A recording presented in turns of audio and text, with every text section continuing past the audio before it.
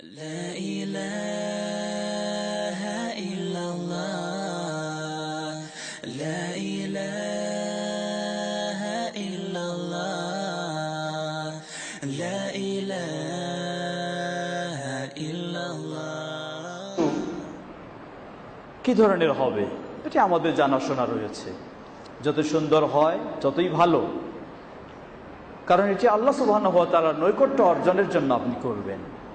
অতএব আপনার সাধ্য সামর্থ্য অনুযায়ী ভালো করার চেষ্টা করবেন। আপনাকে যদি কেউ বলে যে আমাদের এলাকার অমুক এমপি সাহেব বলেছেন বা অমুক মন্ত্রী সাহেব বলেছেন যে যার যে ধরনের সামর্থ্য রয়েছে তার কাছে একটা এই ধরনের পশু নিয়ে উপস্থিত হতে হবে, আপনি আপনার এলাকার এমপি সাহেব বা মন্ত্রী সাহেবকে খুশি করার জন্য যদি শক্ত নির্দেশ দিয়ে দেয় যে না নিয়ে আসে উপায় নাই, তাহলে সেখানে তো আপনার এমপি বা মন্ত্রীকে খুশি করার জন্য সর্বাত্মকভাবে আপনি চেষ্টা করবেন যে ভালো ভালো পশু সংগ্রহ করেই নিয়ে আসার জন্য উপস্থিত করবেন। তাহলে আল্লাহর প্রতি আপনার ভালোবাসা কোথায়? আল্লাহর প্রতি ঈমান কোথায়?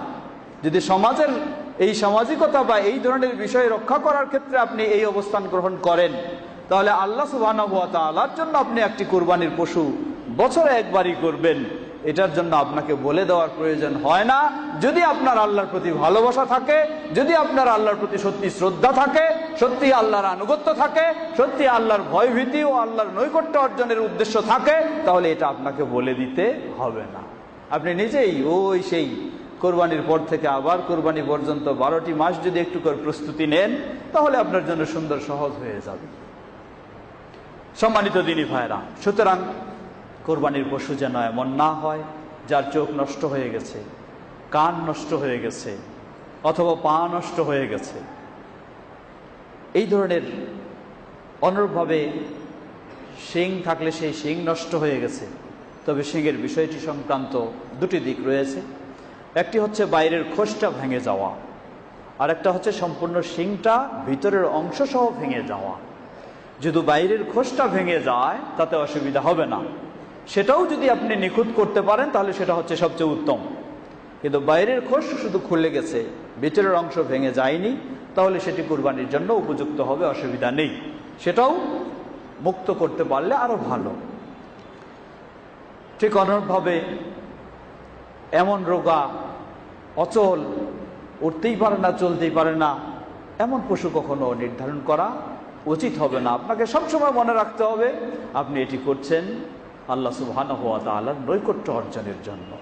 এই চিন্তাটা যদি আপনার মাথায় থাকে তাহলে আপনাকে আর বলে দিতে হবে না। আপনি সাধ্যপক্ষে বড় গরুর, ভালো গরুর কেনার পয়সা নেই, অসুবিধা না, আপনি একটা ছাগল দিবেন, সেটাই ভালো সুন্দর দেখে দিবেন।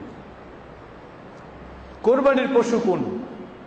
কোরবানির পশু ওট, গরু, ছাগল, ভেড়া, দুম্বা ইত্যাদি, এগুলি হচ্ছে কোরবানির জন্য উপযুক্ত পশু। মহিষ কোরবানির পশু কি না? হাদিসে সরাসরি মহিষ কোরবানির পশু বলে উল্লেখ পাওয়া যায় না, কিন্তু তার বৈশিষ্ট্যগত দিক দিয়ে সেটি হালাল গোস্ত খাওয়ার একটি প্রাণী। সেই হিসাবে কোনো এলাকায় যদি গরু খুঁজে না পাওয়া যায় তাহলে তারা বিকল্প হিসেবে মহিষ কোরবানি দিতে পারে। তবে যতক্ষণ গরু পাওয়া যায় ততক্ষণ মহিষকে প্রাধান্য দেবে না, গরুকে বা ছাগলকে সেগুলি প্রাধান্য দেবে। একটি পরিবার থেকে কি কোরবানি দেবে? উচিত একটি পরিবার থেকে একটি পশু কোরবানি দেওয়া। সেটি হতে পারে ওট, হতে পারে গরু, হতে পারে ছাগল।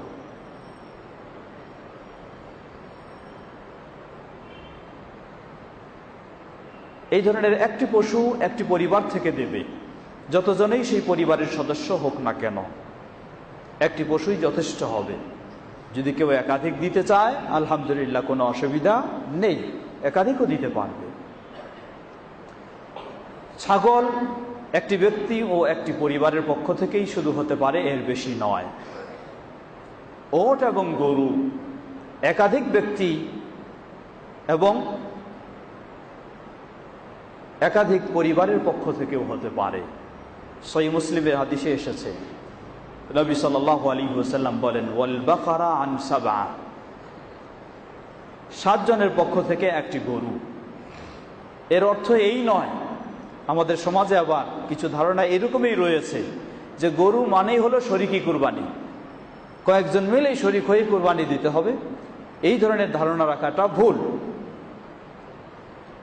আবার এরকমও রয়েছে যে একটি পরিবারের সদস্য 7 জন, সেই হিসাবে একটি গরু, যদি বেশি হয় তাহলে চলবে না, এরকম না, এটিও ঠিক নয়। একটা গরু একটা পরিবারের 7 জন হোক, 5 জন হোক, 9 জন হোক, যতজন হোক, সকলের পক্ষ থেকে হবে।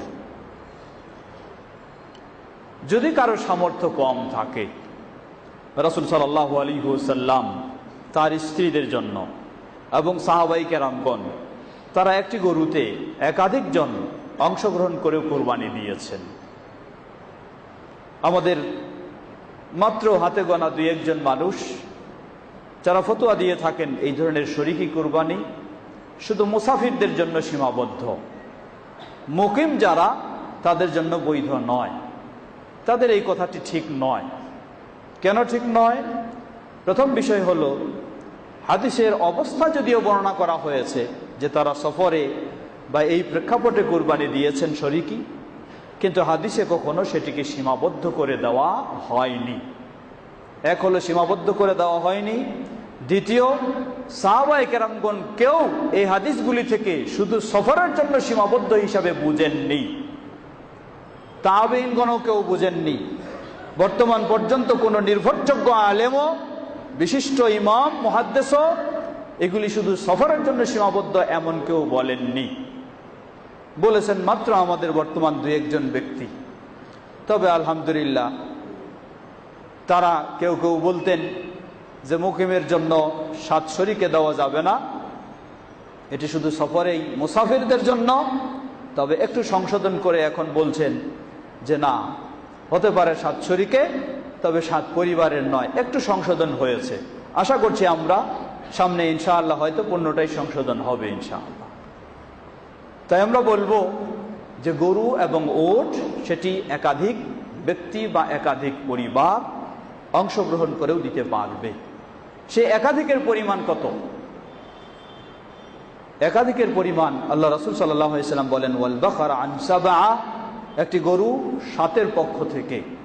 7 ব্যক্তিও হতে পারে, 7 পরিবারও হতে পারে। কারণ বিভিন্ন হাদিসের আলোকে দেখা যায় রাসূল সাল্লাল্লাহু আলাইহি ওয়াসাল্লাম একটা গরুকে 7টি ছাগলের সমতুল্য করেছেন।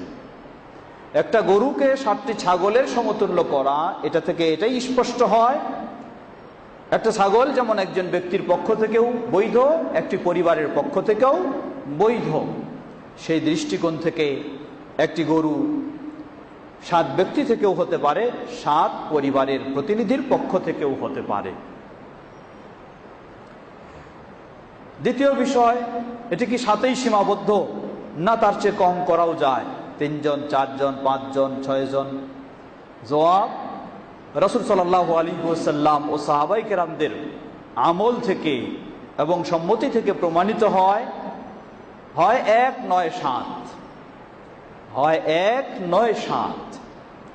3 জনে, 4 জনে একটা গরু বা একটা উট এই ধরনের প্রমাণিত হয় না। যদিও এখানে বিজ্ঞ ইমামগণ অনেকেই যুক্তির আলোকে বলেছেন যে 1 যদি বৈধ হয় আর 7 যদি বৈধ হয় তাহলে মধ্যের সংখ্যাগুলি তো বৈধ হবেই, কিন্তু এটি তারা যুক্তির আলোকে বলেছেন। তাই আমরা বলবো যে হয় 1 অথবা 7। তবে 7 সেটি 2 ভাবে হতে পারে। 7 ব্যক্তির পক্ষ থেকে হতে পারে, 7 পরিবারের প্রতিনিধির পক্ষ থেকে হতে পারে, অথবা 2 পরিবার থেকেও একটি গরুকে কুরবানি দেওয়া যেতে পারে। তখন অবশ্যই গরুর মাঝে 7টি অংশ নির্দিষ্ট করে নিতে হবে। এক পরিবার 3 অংশের মালিক, আরেক পরিবার 4 অংশের মালিক। অথবা 3 পরিবারের পক্ষ থেকে যদি দেয়, এক পরিবার 2 অংশ, আরেক পরিবার 2 অংশ, আরেক পরিবার 3 অংশ, এভাবে 7টি মিলিয়ে নিলে আমরা বলবো সেটি হচ্ছে নিরাপদ এবং হাদিসের সাথে মিলে যায়। তাই সেই অনুযায়ী টাকা দেবে, সেই অনুযায়ী তার যা প্রাপ্য সেগুলি নেবে। এভাবে 2-3 পরিবারের পক্ষ থেকেও দেওয়া যেতে পারে, কিন্তু শুধু এমনি 2 পরিবারের পক্ষ থেকে সমান সমান বা 3 পরিবারের পক্ষ থেকে সমান সমান এই ধরনের প্রমাণ পাওয়া যায় না, তাই এটি হওয়া উচিত নয়। আল্লাহু তাআলা আ'লাম।